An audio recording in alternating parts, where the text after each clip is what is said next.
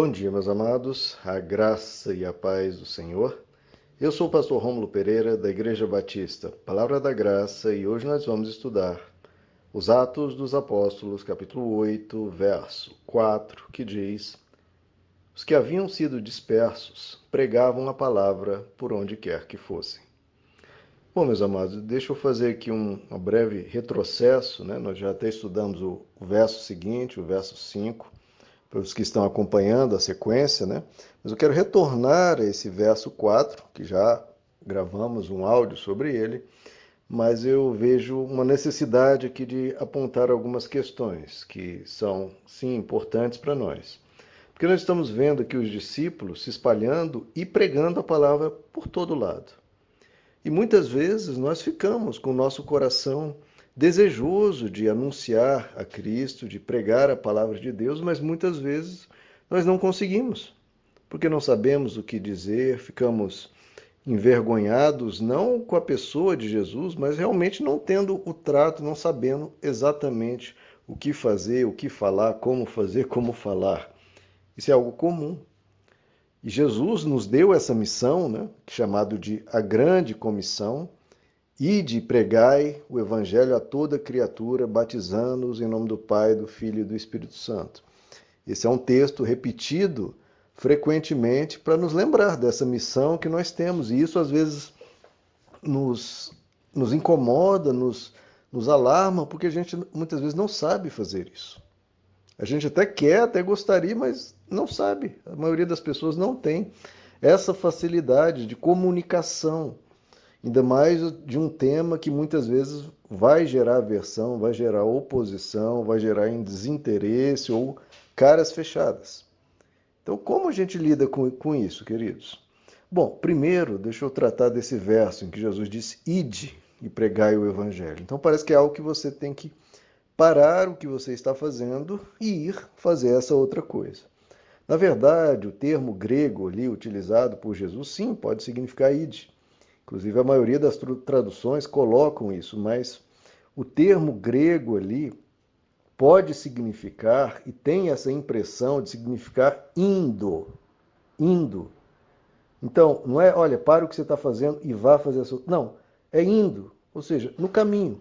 Você está fazendo, você está realizando coisas e de repente uma pessoa conversa com você e surge algum assunto que você vê que a pessoa precisa de ajuda, que ela precisa de um conselho, e ali você naturalmente aborda, igual, por exemplo, você vai num psicólogo. O psicólogo te deu uma orientação sobre aquele assunto, e a pessoa, e você indo, né, você está trabalhando, você está viajando, você está caminhando, e uma pessoa vem, conversa com você e traz aquele tema que o psicólogo já comentou com você, um assunto que a sua família já passou. O que você faz? Naturalmente você comenta: olha, eu ouvi, tal pessoa me explicou isso, meu familiar deu tal solução, você comenta.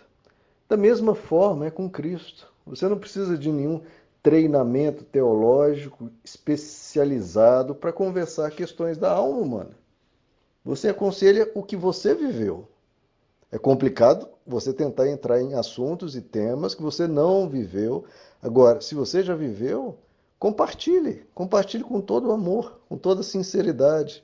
Não dando ordens às pessoas como se fosse, né, uma determinação divina, mas você aconselha: olha, eu passei por isso, eu li na palavra de Deus, Deus colocou no meu coração tal questão e eu tratei assim, e foi muito bom. E aí você fala: olha, eu orei sobre isso e as coisas foram entrando nos eixos, eu tinha Deus para me dar forças para atravessar isso. Aí você fala: olha, ore também, busque a Deus, porque Deus vai te ajudar. Ele vai te dar estrutura, ele vai te dar forças para atravessar esse deserto. Fale normalmente, meu irmão. Então, é indo, no caminho, Deus coloca as pessoas para nós. Você não precisa se preocupar: não, o que eu vou dizer? Não se preocupe com nada. Apenas fale o que você viveu. Se você não viveu nada sobre aquilo, você fica até mais. Olha, eu posso até perguntar a outras pessoas. Não tente falar o que você não sabe. Tenha essa humildade. E o segundo ponto, então, primeiro essa questão do indo. Você fala o que viveu e Deus vai colocar as pessoas certas para cada um falar as experiências que já teve com Deus e sempre falando, olha, ore. Isso é uma coisa simples, você ora, você fala para a pessoa, ore, fale com teu pai que está nos céus, e o teu pai que está nos céus, ele vai te recompensar, ele vai te ajudar. Agora, a questão de evangelização de forma mais diária, mais cotidiana, como realmente uma ação já estabelecida da pessoa, isso é de acordo com o dom de cada um.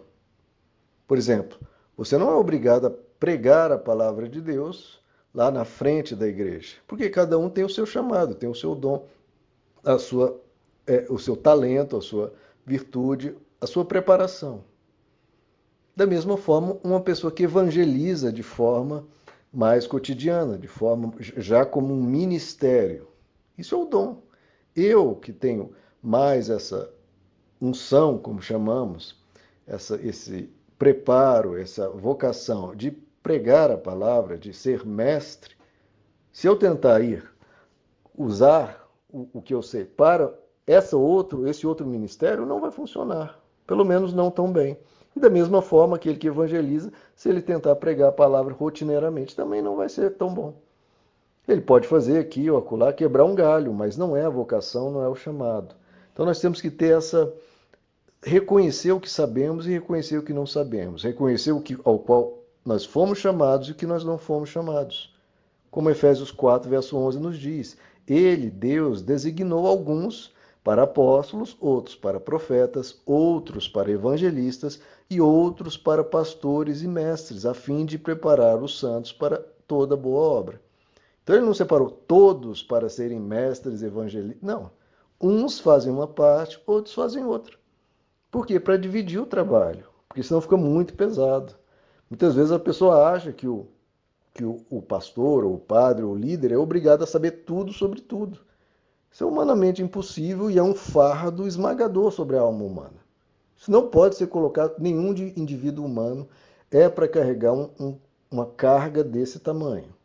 É esmagador, vai virar para a pessoa algo desgastante, ela vai perder o prazer naquilo, vai perder a alegria naquilo, e aquilo vai se tornar um trabalho estafante, um trabalho estressante, um trabalho desgostoso.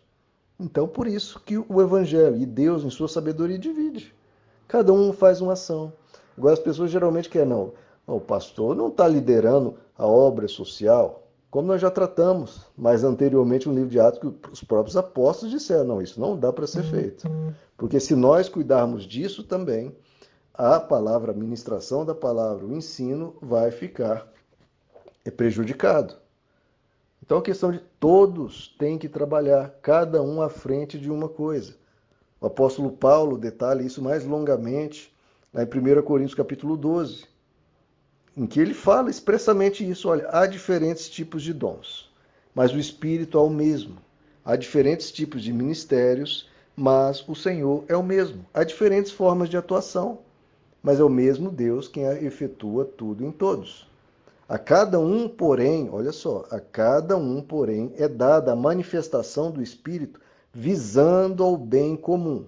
Pelo Espírito, a um é dada a palavra de sabedoria. Então, a um. E a outro, palavra de conhecimento. Pelo mesmo Espírito, a outro, fé. Pelo mesmo Espírito, a outro, dons de cura, pelo único Espírito.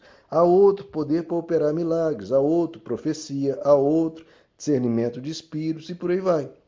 Todas essas coisas são realizadas pelo Espírito, ao qual distribui isso individualmente a cada um conforme ele quer. Então ele vai preparando cada um na área em que cada um pode atuar conforme ele quer. Então, assim como o corpo humano é uma unidade, embora tenha muitos membros, e todos os membros, mesmo sendo muitos, formam um só corpo, assim também com respeito a Cristo. Então depois ele começa a comparar Jesus, a igreja, como um corpo. Cada membro tem a sua função. E aí ele faz essa comparação que é espetacular. Se o pé disser, porque eu não sou mão, não pertenço ao corpo, nem por isso deixa de fazer parte do corpo. Se o ouvido disser, porque não sou olho, não pertenço ao corpo, nem por isso deixa de fazer parte do corpo. Se todo o corpo fosse olho, onde estaria a audição? Se todo o corpo fosse ouvido, onde estaria o olfato? De fato, Deus dispôs cada um dos membros do corpo segundo a sua vontade. Se todos fossem um só membro, onde estaria o corpo?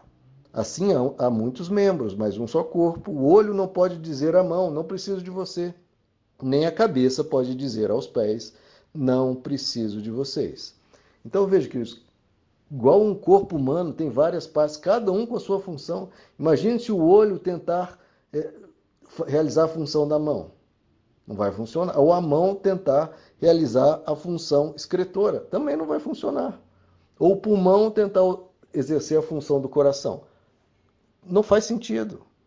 Então, por isso, a pessoa que tem um determinado dom de cuidar de crianças, a pessoa que tem um dom de tocar um instrumento ou de cantar, ou tem um chamado para obra social, ela gosta disso, ou para cuidar do som, ou cuidar da imagem, ou, enfim, decorar a igreja, recepcionar os irmãos, pregar a palavra ou evangelizar. Cada um tem o seu papel, ninguém precisa se cobrar fazer um outro papel que não tem a mesma habilidade. A pessoa pode até ajudar ali para quebrar um galho, está precisando, a pessoa faltou, pode ir ali ajudar. Mas a pessoa não precisa se cobrar. Então, essa questão da evangelização, que é um chamado de todos, todos podem, surgindo a oportunidade, como eu falo, no caminho, indo, uma pessoa te aborda, fala de uma dor do coração, você fala como você tratou daquilo. E fala, olha, busca Deus, Deus pode te orientar, Deus vai te ajudar nisso. Agora, não se cobre a parar tudo que você está fazendo e ir para um país da África ou ir.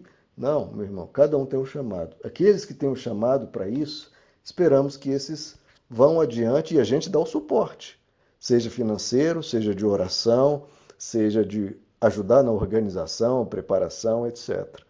Mas não se cobre a você, olho, fazer o papel da mão, ou do pé, ou do pulmão. Não, vamos cada um fazer a nossa questão, nossa principal ação, e no mais a gente vai conversando naturalmente. Naturalmente, igual você ouviu o conselho de uma pessoa, você fala da mesma forma, você fala o que Deus fez por você em dado momento da sua vida.